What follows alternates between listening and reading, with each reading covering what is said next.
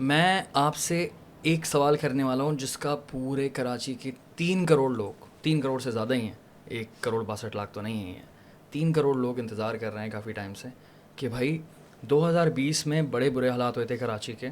यहाँ पर सैलाब आया था, बहुत तेज़ बारिश हुई थी, मैंने भी काफ़ी ज़्यादा शोर मचाया था। तो उस वक्त खान साहब आए थे गवर्नर हाउस में, तो हम लोग वहाँ पर गए थे और ख़ान साहब ने हमारे सामने ही एक बात कही थी कराची के हवाले से कि हमने 1100 अरब रुपए के पैकेज का ऐलान किया। I was shocked. अभी के लिहाज से देखा जाए तो आई थिंक $5 बिलियन से ऊपर बनता है वो। तो उन्होंने कहा कि हम इसके अंदर बहुत सारे काम करने वाले हैं, हम रोड बनाएंगे, हम बड़े बड़े मेगा प्रोजेक्ट्स लेकर आएंगे।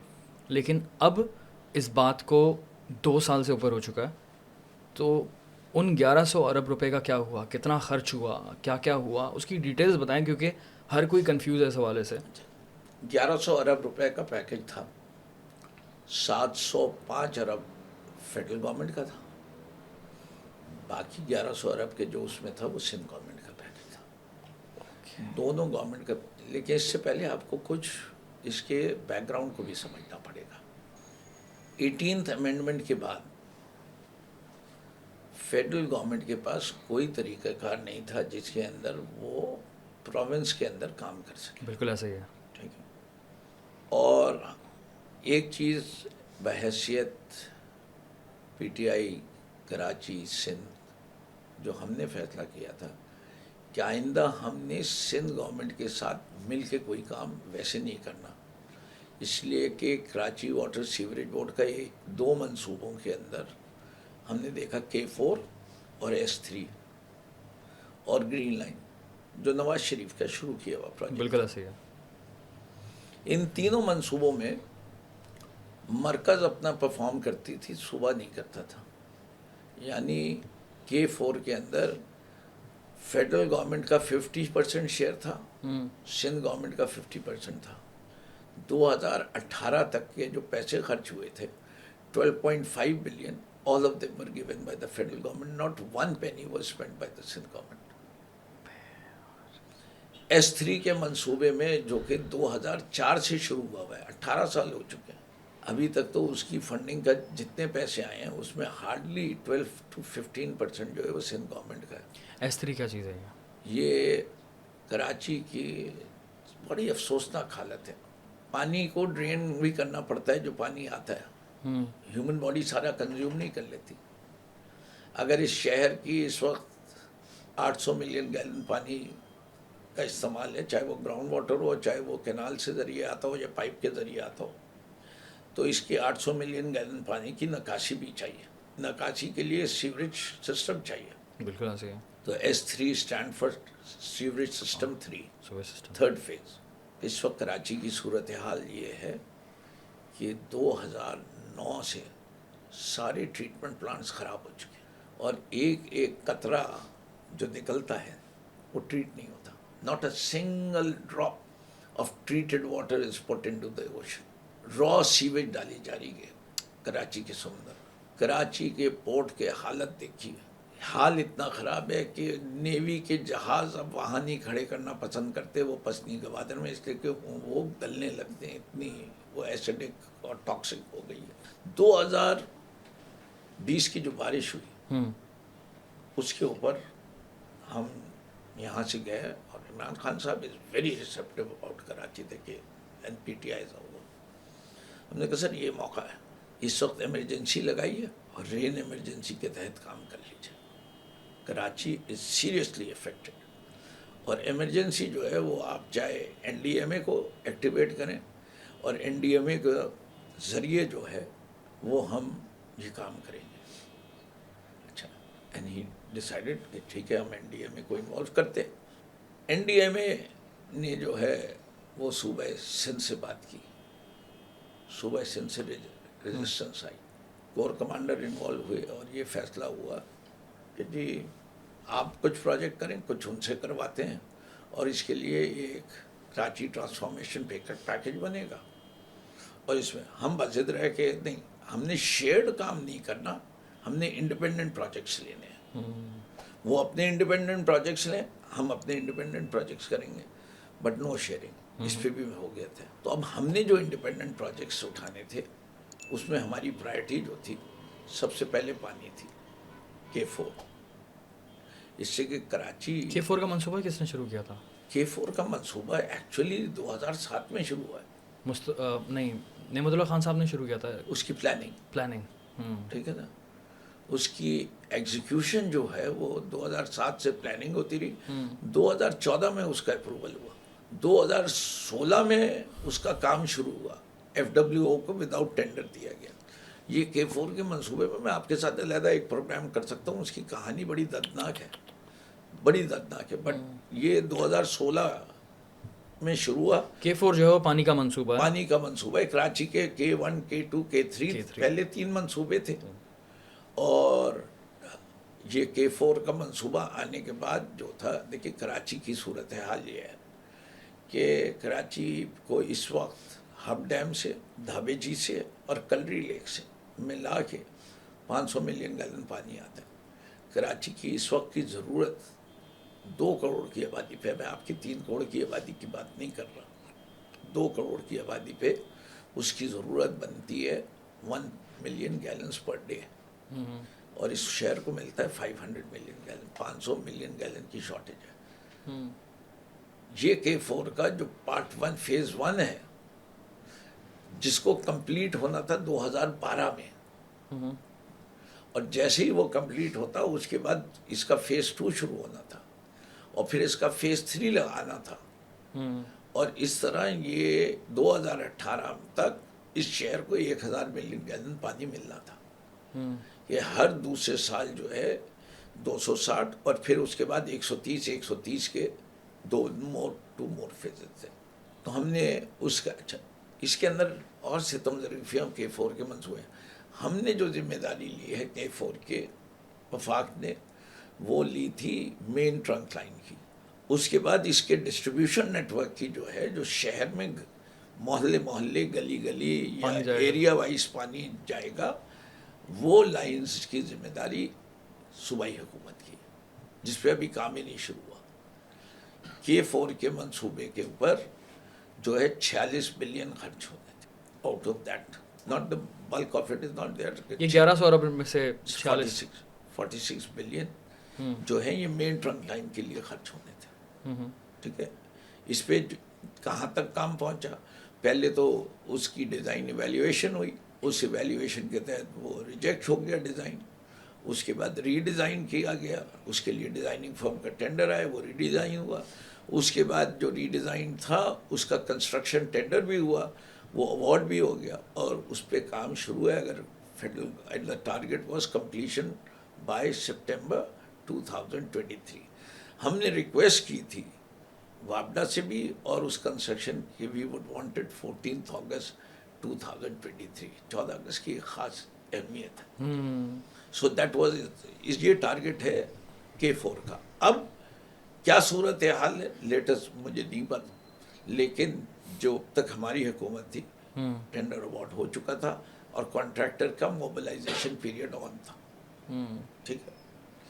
उसके बाद फौरी तौर पे, क्योंकि बारिश का हमने मेन प्रॉब्लम बारिश की थी, बिल्कुल ड्रेनेज, और बारिश के अंदर जब उस प्रॉब्लम को स्टडी किया गया तो पता ये चला कि कराची का एक नेचुरल ड्रेनेज सिस्टम है। इस पर आरिफ हसन साहब ने बड़ा अच्छा काम किया हुआ है, और किताबें भी लिखी हुई हैं इस पर।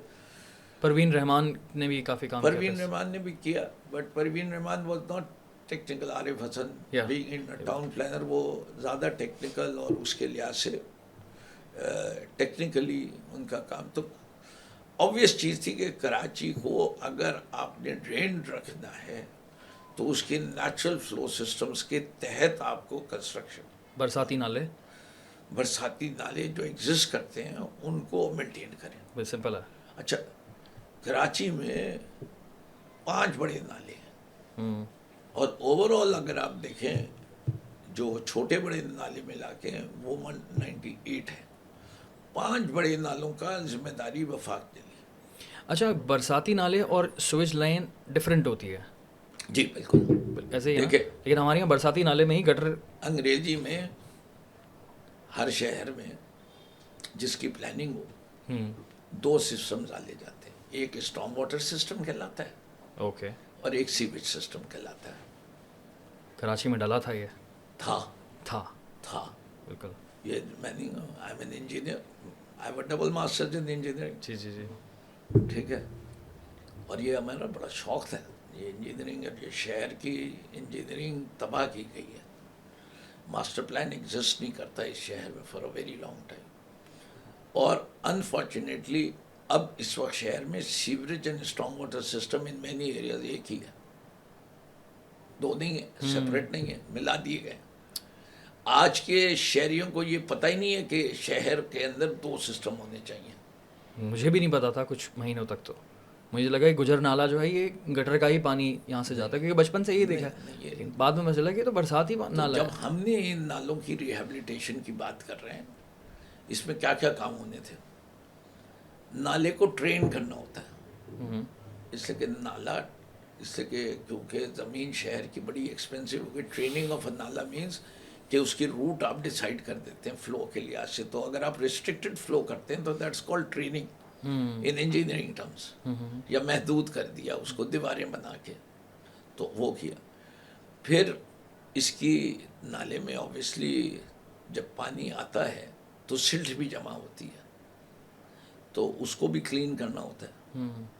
इस वक्त तो हमारे नाले जो हैं वो सिर्फ सीवेज के डंप नहीं है, देर also your garbage dump. Garbage dump, हाँ, लैंडफिल्स की जगह वहीं डाल रहे हैं लोग। लोग अपना गार्बेज नाले में डालते हैं, फिर जब बारिश आती है वो सारी गंदगी जो है वो समंदर में चली जाती है। तो आपको देखिए, जब आपको ये पता चलता है, तो इस शहर के अंदर अगर मैं 2 करोड़ की आबादी लूँ और जो लोएस्ट स्टैंडर्ड है for lower middle class family internationally, वो 0.7 kg पर पर्सन है गार्बेज जनरेशन। 0. यूएसए में which is a developed society, वहाँ पर पर्सन गार्बेज का जो स्टैंडर्ड है वो 5 kg है। हम क्योंकि इकोनॉमिकली अंडर डेवलप्ड हैं, तो हम इस वक्त 0.7 kg पे अगर कैलकुलेट करते हैं, तो कराची शहर में यौमिया 14,000 टन। आप दोनों लैंडफिल साइट्स जो कराची की हैं उसकी ट्रक की वेटेज देख लीजिए कि कितनी गार्बेज वहाँ आती है। भूल जाइए, ट्रक तो आधा रास्ते में गिराता हुआ जाता है ना, ये भी तो है। नहीं नहीं, वो जितना भी गिराता है, कलेक्ट जितना करता है ना, आप वो देख लीजिए वो पहुँचाता कितना है। उसका तो रिकॉर्ड होना चाहिए ना। वेइंग स्टेशंस हैं, खराब कर देते हैं, इससे कि बहुत बुरे फंसते हैं। ये कहते हैं कि 8,000 टन, और मैं कहता हूँ ये 5-5,500 टन सिर्फ जमा होती है। बाकी 8 से 9,000 टन जो है वो अफगानी बच्चे उठाते हैं। नालों में डंप होता है, आग लगाई जाती है जिससे इन्वायरमेंट इफेक्ट होता है। बिल्कुल। तो इन नालों को ट्रेन करने की, इन नालों पे इंक्रोचमेंट हो गई। बहुत से नालों पे छतें डाल के पार्किंग लॉट बन गई। पार्किंग लॉट के बाद उन पे दुकानें बन गई। लोगों ने तो बड़ी मल्टी स्टोरेड बिल्डिंग्स भी बना ली। अभी साइड में एक कोलैप्स जो हुआ था, वो क्या हुआ था, नाले की गैस जो है दैट बस्ट, और उसकी वजह से वो पूरी बिल्डिंग कोलैप्स हुई थी, जिसमें 16 अमवात भी हुई थी। तो नालों के ऊपर बिल्डिंगें बनी हुई हैं, और किन किन ने नहीं बनाई। शाइन कॉम्प्लेक्स के पीछे पार्किंग लॉट, आर्ट काउंसिल के साथ पार्किंग लॉट, उर्दू बाजार, मैं आपको वो प्रोमिनेंट जगह बता रहा हूँ। नहीं सही, अच्छी बात है, जिसके अंदर है, अच्छी बात है। हमारे हबीब स्कूल जिसमें मैं पढ़ता था, उसके साथ एक छोटा सा नाला जाता था। मेरा स्कूल नाले पर था मुझे अच्छी तरह याद। तो आप ये ज्यादती किसने करने दी इस शहर के अंदर। अब अगर आपने ये ड्रेनेज सिस्टम सही करना है, तो आपने इन लोगों को, नाजाबाद नंबर 4 में तो महंगे महंगे घर बने हुए हैं। अब आपने अगर दोनों तरफ अतराफ उसकी सफाई के लिए सड़क निकालनी है, वो नाले की जगह थी। ये चाइना कटिंग जो है, इसकी टर्मिनोलॉजी कहाँ से आई ये नहीं मुझे पता, मैंने बड़ी डेफिनेशन ढूंढी कि ये चाइना कटिंग क्या कहलाती है, ये क्यों, ये टर्मिनोलॉजी मुझे नहीं पता कि चाइना कटिंग किसे कहते हैं। लग रहा है स्लैंग लैंग्वेज में से ऐसी आ गई है। स्लैंग लैंग्वेज में जो भी पब्लिक स्पेस है उसमें से प्लॉट निकाल दो, उसको चाइना कटिंग कहते हैं, जो डेजिग्नेटेड पर पब्लिक स्पेस थी। तो पार्कों पे प्लॉट एमकेएम की डिक्शनरी में मिलेगी हमें वर्ड ना, चाइना कटिंग। हाँ, चाइना कटिंग है, वो चाइना कटिंग का बाकी दुनिया भत्ता, में बोरी, चाइना हाँ, कटिंग, ये सारी वो वहाँ से आई। लेकिन आगे चले तो नालों की स्कीम के लिहाज से उनकी रिहैबिलिटेशन ऑफ पीपल इन्वॉल्व है। ये 235 बिलियन की स्कीम है। इसके ऊपर अभी तक जो खर्चा हुआ है वो 40 बिलियन के करीब हुआ है। ओके। अभी इसके ऊपर 190 और होना है। अच्छा, एक और प्रॉब्लम ये था कि जो नाले साफ हो रहे थे, तो जो घर टूट रहे थे, अगेन ठीक है, कब्जा था घरों का, लेकिन उसमें रह तो इंसान रहे थे ना। सो वो जो घर टूट रहे थे, उन लोगों का क्या हुआ? जी, वो तो दरबदर हो दरबदर गए। नहीं हुआ। जो हमने काम किया है उसमें उन लोगों को बकायदा किराया भी दिया गया अच्छा। टू मूव, और उनको कंपनसेशन भी दिया जा रहा है। और ये भी कहा गया था कि नया पाकिस्तान हाउसिंग के लिए सिंध गवर्नमेंट हमें ज़मीन देगी और फिर फेडरल गवर्नमेंट उनको बना के वो यूनिट्स देगी जो वो ख़रीदेंगे, या उनको लॉन्ग टर्म फाइनेंसिंग के ऊपर जो नया पाकिस्तान हाउसिंग की थी उसके तहत उनको अल्टरनेट हाउसिंग मिलनी थी। ये ऐसे नहीं किया था, वरना तो बहुत ज़्यादा हंगामा होता हुआ टूटने पे, लेकिन उतना बड़ा नहीं हुआ। इससे कि नाजायज़ कब्जे वाली जगहों पे थे। और ये आपको अगर इस शहर को साफ़ और सही करना है तो इस शहर की 8000 कच्ची आबादियों में आपको ये करना पड़ेगा, रीडेवलपमेंट स्कीम लानी पड़ेगी। अब आप देख लीजिए महमूदाबाद नाला और जो गुज्जर नाला और इनकी सफाइयाँ हो रही हैं, और अगर आप उससे ड्रोन से पिक्चर लें तो आपको नज़र आना शुरू हो गया है कि इन नालों को क्या खलो खाल देना चाहते हैं। तो उसके लिए 235 वो हो गए, ठीक है, 46 अरब वो हो गए पहले। फिर जो सबसे बड़ी स्कीम है वो Karachi circular railway, KCR green line. देखिए, जायका की रिपोर्ट के लिहाज से इस शहर की मास ट्रांजिट की प्लानिंग हुई। और ये कब हुई? जायका की रिपोर्ट 2009 में आई है। 2010 में फाइनलाइज हो गया कि कराची के अंदर एक मिक्स सिस्टम बनाया जाएगा। 7 BRTs बनाई जाएंगी। BRTs का मतलब है बस rapid transit. That's what BRT stands for, आपके ऑडियंस के लिहाज से। और एक कराची सर्कुलर रेलवे, ठीक है। सर्कुलर रेलवे जो है वो स्पाइडर के वेब की तरह ये 6-7 सड़कें आ रही हैं। They all come to the terminus here which is Guru Mandir, नुमाइश, जिसका हमने वो अंडरग्राउंड स्टेशन ट्रैम की तरह बोलेंगे सर्कुलर रेलवे, या फिर अंडरग्राउंड तो नहीं होगी वो? ऊपर ही होगी। ये मैं अभी बस रैपिड ट्रांजिट की आपको बता रहा हूँ। BRT उसका टर्मिनस एक जो बड़ा बना है वो नुमाइश में बना है, नीचे वो बन चुका है। ये part of the additional scope जो इस हुकूमत ने ग्रीन लाइन के तहत किया, वो ये है एक।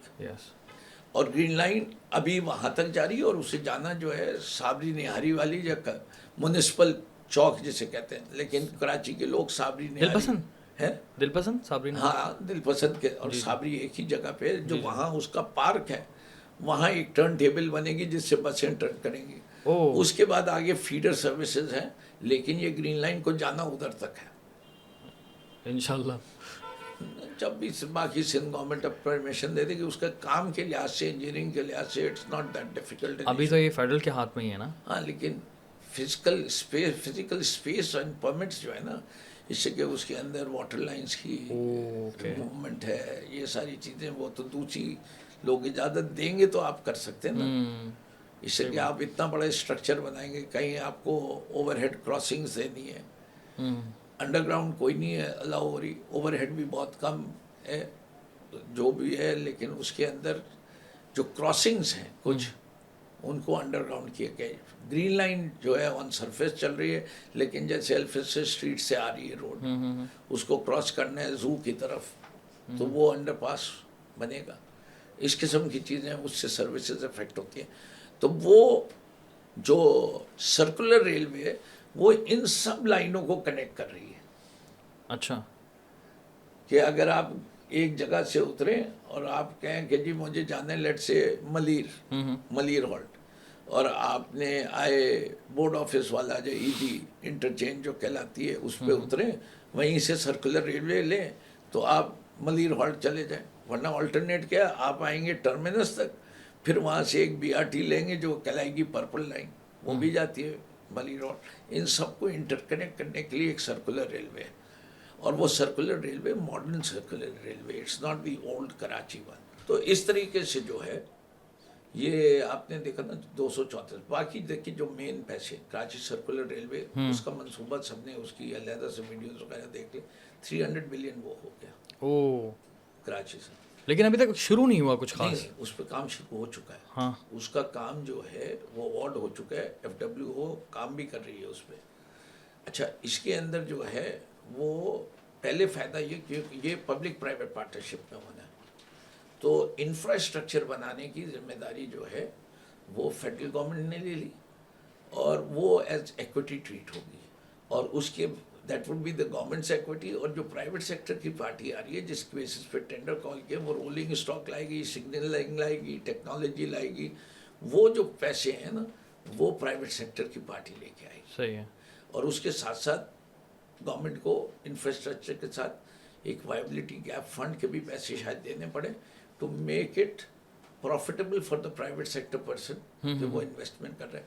वो इकोनॉमिक सिचुएशन आती है, वो उसके लिए ज़रा डिटेल में समझाना पड़ता है, लेकिन इस वक्त समझने के लिए कि 300 बिलियन की कराची सर्कुलर रेलवे, कब तक अंदाज़ा है कि कंप्लीट करेंगे? हमारे लिहाज से कराची सर्कुलर रेलवे अगर ये गवर्नमेंट रहती तो इसका ये था कि उसके जो टेंडर्स थे वो कॉल होने थे in the month of April, public private partnership के, और उसका एक्सपेक्टेड ये था कि अगस्त सितंबर तक वो अवार्ड हो जाते। और कंप्लीट कब तक होता KCR साल, पूरा? 3 साल का मंसूबा। साल। लेकिन BRTs में हमारी 5 लाइनों की बात आपने कही थी। हमने एक लाइन की जिम्मेदारी दी ली थी, ग्रीन लाइन की।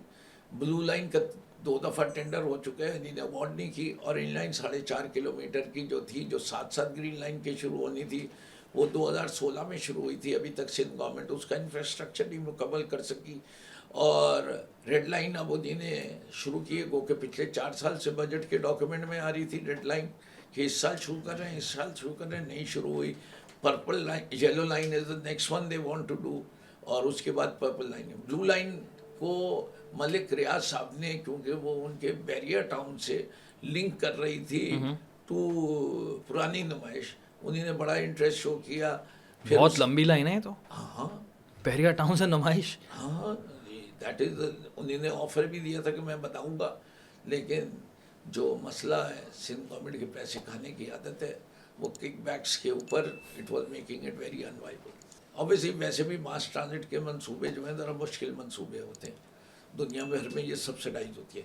आगे चलते हैं कि आपको मैंने 1100 अरब का हिसाब देना है, तो 110 बिलियन जो है वो किधर गया?